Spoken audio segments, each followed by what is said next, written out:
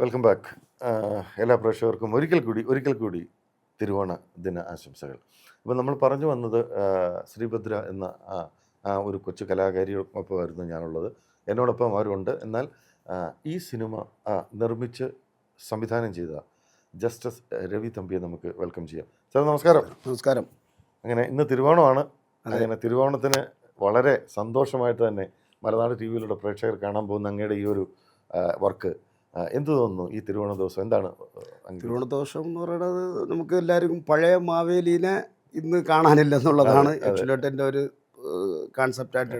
നല്ല കോൺസെപ്റ്റ്. പണ്ടെന്ന് പറഞ്ഞു കഴിഞ്ഞാൽ ഞങ്ങൾ ചെറുപ്പകാലത്ത് ഈ മാവേലി ഈ തിരുവോണമൊക്കെ വരുമ്പോഴത്തേക്കും ഒരു മാവേലിയുടെ കൂട്ടവും ബഹളവും വരുന്നതും എല്ലാം ഉണ്ട്. ഒരു ഓർമ്മക്കാലത്ത് ചെറുപ്പത്തിൽ ഉള്ള ഇവളുടെ ഒക്കെ പ്രായത്തിൽ അപ്പോൾ ഇങ്ങനെ ഓരോ വീടുകളിലും മാവേലിയെ കാണണം, കുട്ടികൾക്ക് സന്തോഷപ്പെടുത്തുന്നതാണ് മാവേലി എന്ന് പറയുന്നത് അല്ലേ.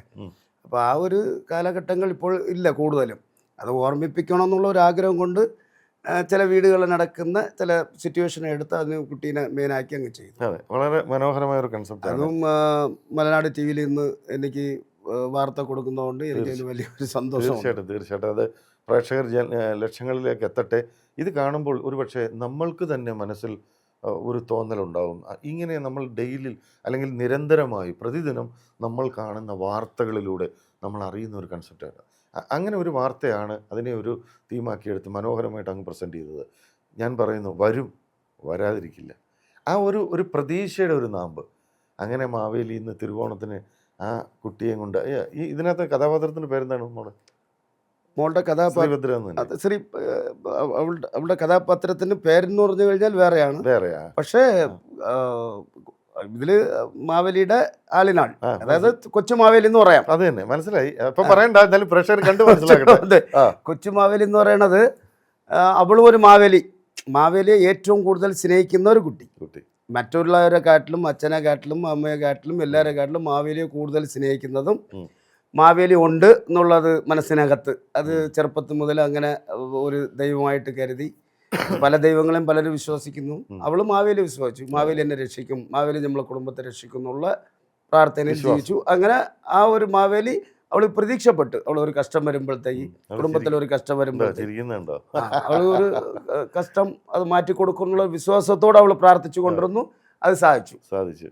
അപ്പോൾ ഈ ഒരു തോട്ട് അല്ലെങ്കിൽ ഈ ഒരു കൺസെപ്റ്റ് എങ്ങനെയാണ് മനസ്സിൽ കടന്നു വന്നത്? അല്ലെങ്കിൽ ഇങ്ങനെയുള്ള വാർത്തകൾ കേൾക്കും, കുട്ടികൾ മിസ്സാവുന്നു, ചിലപ്പോൾ നമ്മൾ അന്വേഷിച്ചാൽ പോലും കണ്ടെത്തുന്നില്ല.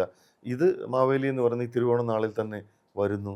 അങ്ങനെ ഒരു കൺസെപ്റ്റ് എങ്ങനെ വരാൻ കാരണം? കൺസെപ്റ്റ് എന്ന് പറയുന്നത് ഇപ്പോൾ ആക്ച്വലായിട്ട് ഇത് ഞാൻ നേരത്തെ പറഞ്ഞു, ഈ മാവേലിയുടെ കഥ മാവേലി ഒരുപാട് പേര് നേസിക്കുന്നില്ല ഇപ്പോൾ.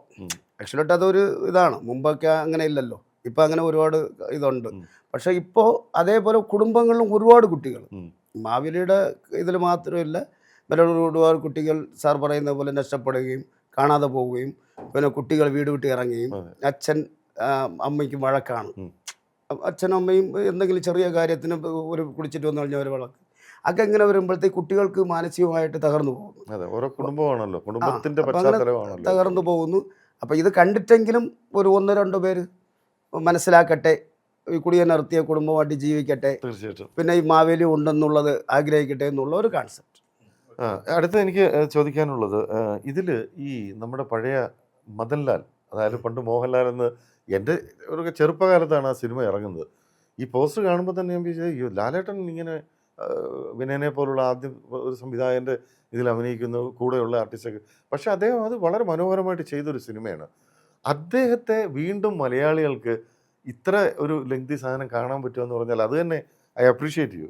ആ ഒരു ഇതിലെടുത്തത് ഒരുപക്ഷെ അദ്ദേഹത്തിന് കിട്ടുന്ന അവസരങ്ങൾ ഇനിയും ലഭിക്കാൻ ഒരുപക്ഷെ ഇതിന് സാധ്യമാവുക. എങ്ങനെയായിരുന്നു അദ്ദേഹമായിട്ടുള്ള ഒരു ഇത്? അദ്ദേഹം എനിക്ക് നേരത്തെ പരിചയമുണ്ട്. എൻ്റെ ഒരു 2 തമിഴ് സിനിമയിൽ അഭിനയിച്ചിട്ടുണ്ട് ഓൾറെഡി. ഞാൻ തമിഴ് സിനിമ ഡയറക്റ്റ് ചെയ്യുമ്പോഴത്തെ എൻ്റെ 2 തമിഴ് അഭിനയിച്ചു. അല്ലാതെ ചില ബന്ധങ്ങളുമായിട്ട് ഇങ്ങനെ എപ്പോഴും സംസാരിക്കുകയും പോവുകയും ചെയ്തു. അപ്പോൾ ഇതിന് ആപ്റ്റായിട്ട് ഒരാൾ വേണം, ഇനി ഒരാളെ തേടണ്ടല്ലോ, നമ്മളെ കൂടെ ഇരിക്കുന്ന ആൾ തന്നെ മതി എന്നുള്ള ഒരു കോൺസെപ്റ്റിൽ പുള്ളിനെ മാവേലിയാക്കി. ചോദിച്ചപ്പോഴത്തേക്ക് എന്നെ പറഞ്ഞ് ഞാൻ വരാൻ തയ്യാറാണ്, മാറ്റമൊന്നും പറഞ്ഞില്ല.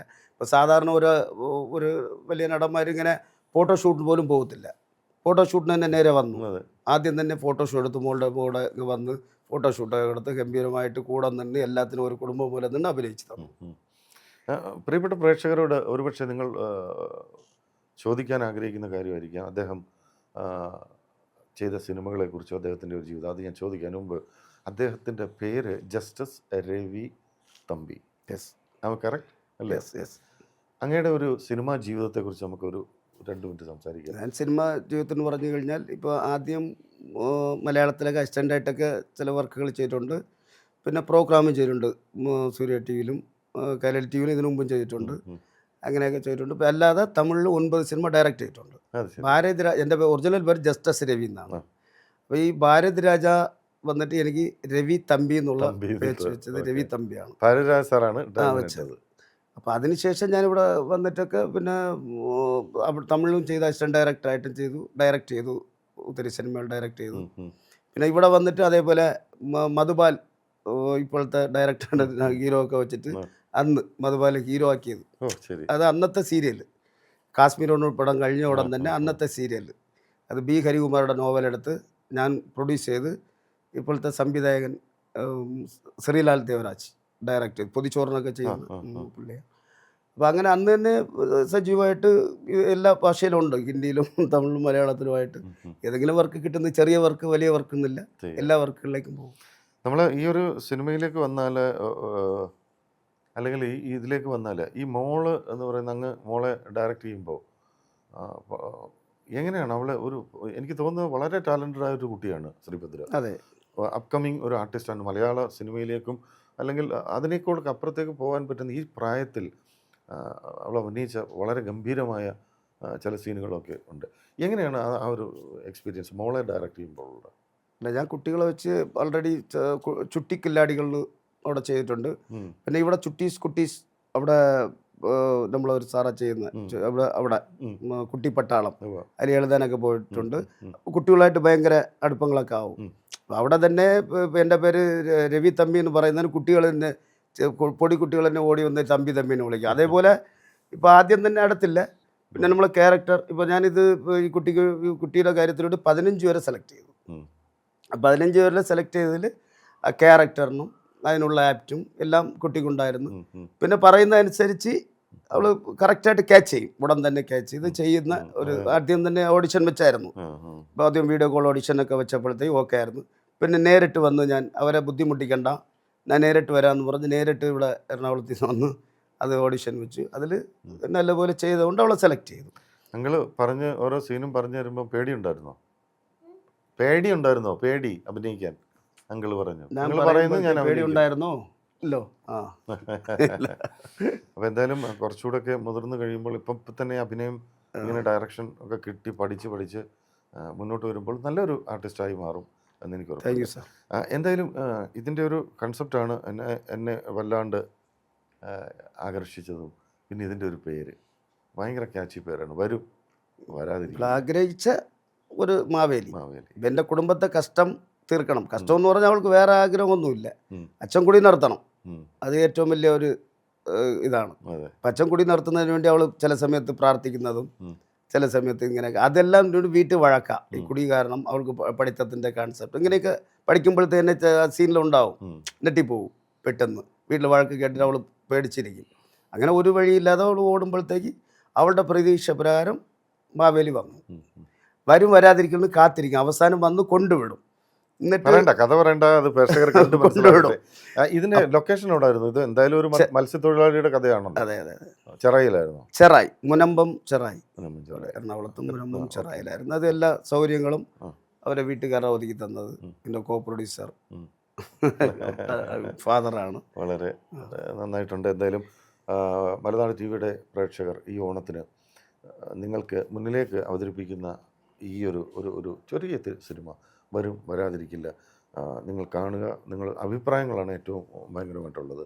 അങ്ങനെ 10 ദിവസത്തെ ഗംഭീരമായ ലൈവിന് ശേഷം ഇന്നിപ്പോൾ നിങ്ങൾക്ക് കാണാം ഉച്ച മുതൽ തൃക്കാക്കരയുടെ തിരുനടയിൽ ആ അമ്പലത്തിൻ്റെ തിരുമുറ്റത്ത് നിന്നും മലനാട് ടി വി ഇന്ന് വരെ ലോകം ദർശിക്കാത്ത ഒരു എന്താ പറയുക വിസ്മയ കാഴ്ചകൾ നിങ്ങളുടെ മുന്നിലേക്ക് എത്തും. തിരുവോണം എന്താണെന്നും കേരളത്തിൻ്റെ തനിമ എന്താണെന്നും നിങ്ങൾ ഓരോരുത്തരും അറിയുന്ന ദിവസമാണ് ഇന്ന്. എല്ലാവർക്കും ഓണാശംസകൾ വീണ്ടും ഞങ്ങൾ നേരുകയാണ്. അതുപോലെ വരും വരാതിരിക്കില്ല ടീമിൻ്റെ ജസ്റ്റിസ് രവി സാറും ശ്രീഭദ്ര മോളും ഉണ്ട്. മോളെ എല്ലാവർക്കും ഒരു ഹാപ്പി ഓണം പറയണ്ടേ നമുക്ക്? നമ്മളെ ഓണം. കാണുന്നവര് മലനാട് ടിവിയുടെ മുമ്പിൽ വന്ന് പറഞ്ഞോ. എല്ലാവർക്കും ഹാപ്പി ഓണം പറ. ഓണം. ഹാപ്പി ഓണം.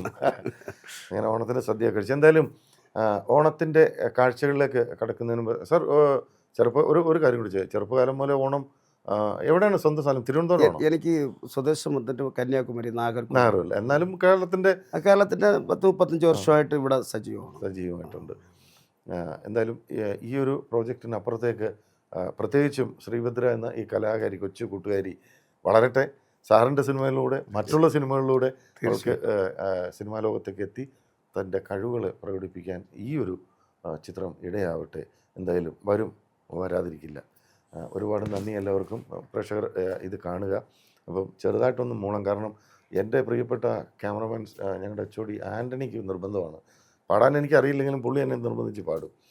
എന്തായാലും 1-2 വരി പ്രിയപ്പെട്ട പ്രേക്ഷകർക്ക് വേണ്ടി പാടും. ഉത്രാടപ്പൂ നിലാവേവാ, മുറ്റത്തെ പൂക്കളത്തിൽ വാടിയ പൂവണിയിൽ ഇത്തിരി പാൽ ചുരത്താൻ വാ വാ വാ. വരാതിരിക്കില്ല. എല്ലാ ടീം അംഗങ്ങൾക്കും എല്ലാവിധ ആശംസകളും, പ്രത്യേകിച്ചും മലനാട് ടിവിയുടെ ഓണാശംസകൾ നേരുന്നു. ചിത്രം ഇതൊരു വൻപിച്ച വിജയമാട്ടെ, പ്രേക്ഷകരുടെ ഹൃദയങ്ങളിലെത്തട്ടെ. ഞാൻ വീണ്ടും പറയുന്നു, ശ്രീഭദ്ര എന്ന ഈ കൊച്ചു കലാകാരി ആ ചിരി തന്നെ മനോഹരമായ ചിരി പ്രേക്ഷകരിലേക്ക് എത്തട്ടെ. Thank you so much. എല്ലാവർക്കും ഓണാശംസകൾ. നമുക്ക് നമ്മുടെ തിരുവോണ ലൈവിലേക്ക് കടക്കേണ്ടതുണ്ട്.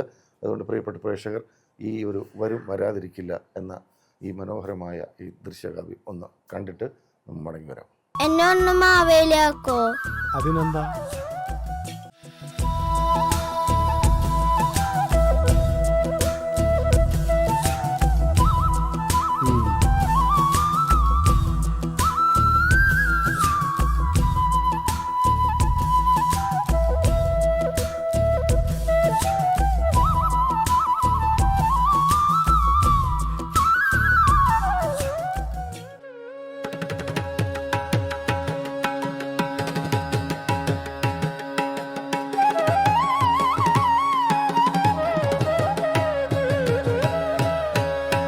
Ha ha ha ha ha.